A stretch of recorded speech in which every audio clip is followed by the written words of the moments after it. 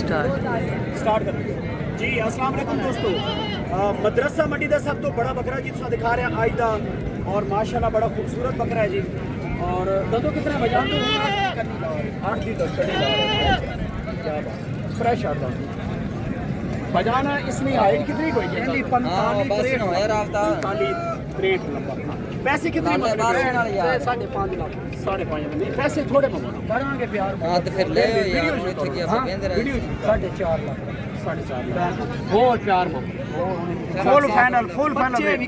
Full final rate दोस्तों, full final rate. Full final. हां यार पूरे 4 लाख।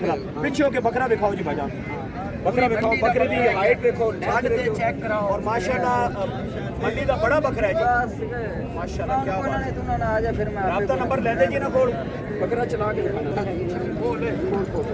चंगा सजन दा फोन आ रहा मैं हां बस और हो गया लेट तू बस ले दे माशाल्लाह बकरा बेटा। क्या बात, बकरा माशाल्लाह बड़ा प्यारा। कॉन्टैक्ट नंबर दो जी भाईजान। 0311 86 10 101 86 10 101। की नाम है ਤੁਹਾਡਾ? नदीम जनाब। माशाल्लाह जी बड़ा खूबसूरत जानवर है। तुसी नाल राब्ता करो, इंशाल्लाह और प्यार मोहब्बत हो जाएगा। बहुत शुक्रिया।